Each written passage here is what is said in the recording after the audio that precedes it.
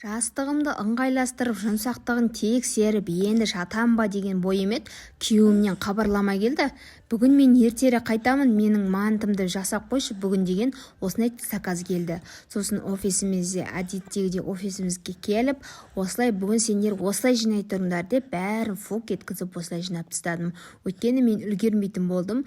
Осылай бүгін осы роботты іске қостым да, әрі қарай бірінші не керек, мантымның бірінші кезек нанын басып қойдым. Сосын әрі қарай ішіне қоспасын қосуға кірісіп кеттім.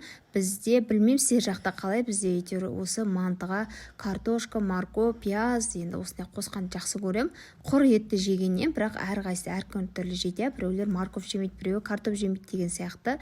Солай ішіне қоспаларын дайындап қойдым. Негізі астың күйеуіңнің берер асына абай болыңыз дейді ғой. Қандай ас дайындасаңыз да махаббатпен дайындаңыз дейді ғой. Негізі бүгін күйеуімнің манты деп айтқанда қатты қуанып кеттім. Өйткені үйде болғаннан кейін не тамақ істеймін, біздің проблемамыз ғой, келіндердің проблемасы.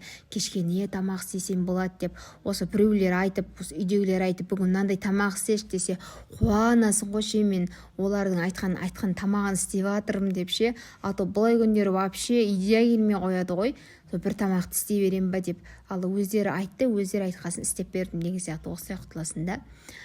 Сосын сіздерге қыздар айта кетейін, күйеулеріңіздің берер асына қатты абай болыңыздар. Ұқыптылықпен, махаббатпен әзірлесеңіздер, күйеулеріңіз сүйсініп тұрып жейді ғой. Менің мысалы күйеуім осы мантыны жақсы көреді. Мантыны қатты жақсы көреді, манты дайындаш деп.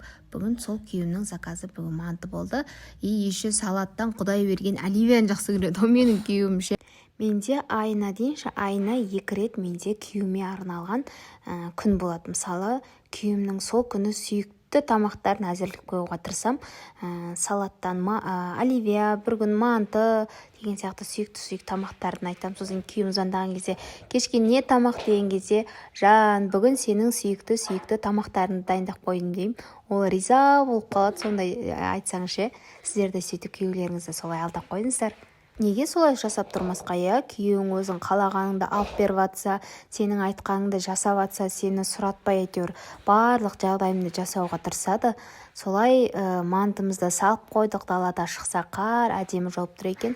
Сонысы мантының дәмін көрейік деп, бір табағын қызымыз екеуміз жеп алдық. Мантымыз деген сочный болды. Қыздар, сіздерге бір секрет айтып кетейін. Сөйтіп күйеулеріңізді солай әдемі бір күнін сол күйеуіңізге арнаңыз. Әдемі ас мәзірін дайындап беріңіз, күйеуіңіз қалай риза болады. Солай сөйтіп алдап, сөйтіп өз еріктеріңе бағындырасыңдар деймін ба? Не деп айтайын? Сол бізге ас болсын. Всем пока.